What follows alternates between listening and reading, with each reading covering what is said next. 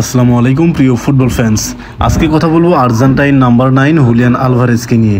আমরা কিন্তু সবাই জানি আলভারেজ কিন্তু সেন্টার ফরওয়ার্ড হিসেবে খেলে থাকেন, আর যারা সেন্টার ফরওয়ার্ড হিসেবে খেলেন তারা কিন্তু প্রতিপক্ষের যে ডি বক্স আছে সেই পজিশনেই বেশি থাকেন। কিন্তু আলভারেজ হলো ভার্সেটাইল ফুটবলার। আমরা কিন্তু আর্জেন্টিনার একাধিক ম্যাচেস দেখেছি, তিনি লেফট উইংয়ে খেলেছেন, রাইট উইংয়ে খেলেছেন এবং সেন্টার ফরওয়ার্ড হিসেবেও খেলেছেন। আর যখন ম্যানচেস্টার সিটিতে ডি ব্রুইনা ইনজুরিতে পড়েছিল তখন কিন্তু ডি ব্রুইনার যে রোলটা ছিল অ্যাটাকিং মিডফিল্ড সেটা কিন্তু তিনি কভার করেছিলেন।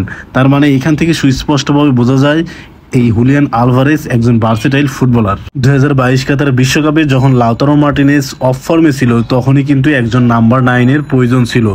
সেখানে কিন্তু এই হুলিয়ান আলভারেজ লাউতারো মার্টিনেজের যে অভাবটা সেটা কিন্তু পূরণ করে দেয় এবং 2022 কাতার বিশ্বকাপে 4টি গোল করেন, যা আর্জেন্টিনাকে ট্রফি জেতাতে অনেক সহায়তা করেছে।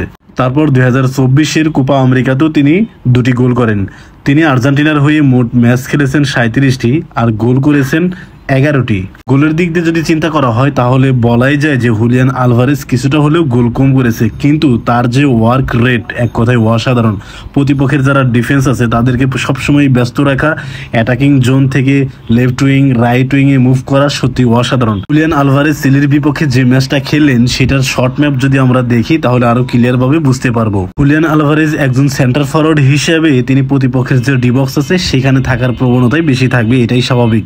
কিন্তু তার যে শর্ট ম্যাপ, এই শর্ট ম্যাপটা দেখলে বোঝা যায় তিনি কিন্তু সেন্টার ফরওয়ার্ড হিসেবেই খেলেন না। তিনি left wing right wing attacking midfield zone একদম ডিফেন্সিভ মিডফিল্ডেও কিন্তু একাধিকবার তিনি চলে আসেন। তিনি যতটুকু সময় মাঠে থাকেন একের পর এক প্রেস করতেই থাকেন এবং প্রতিপক্ষের যারা ডিফেন্স আছে তাদের উপরেও কিন্তু প্রেসার প্রয়োগ করেন, যার কারণে আর্জেন্টিনার যারা অন্য খেলোয়াড় আছে তারা কিন্তু সুযোগ বেশি পেয়ে যায় এবং আর্জেন্টিনা স্কোর করতে অনেকটাই স্বাচ্ছন্দ্য বোধ করে। চিলির বিপক্ষে এই ম্যাচে তিনি একটি গোল এবং একটি অ্যাসিস্ট করেন। হুলিয়ান আলভারেজ যখন রাইট উইং থেকে বলটি ডি বক্সে পাঠিয়ে দেন সেখানে কিন্তু অ্যালেক্সিস ম্যাক অ্যালিস্টার বলটা পেয়ে যায় এবং সেখান থেকে ক্লিনিক্যাল একটা ফিনিশিং করে অ্যালেক্সিস ম্যাক অ্যালিস্টার।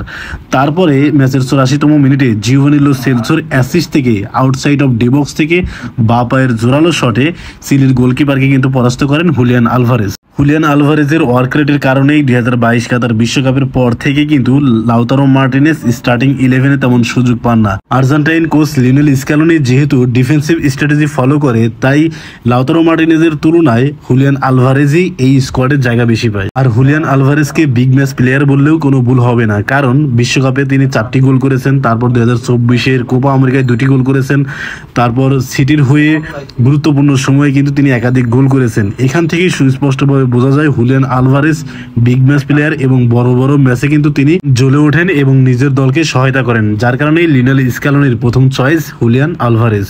ধন্যবাদ।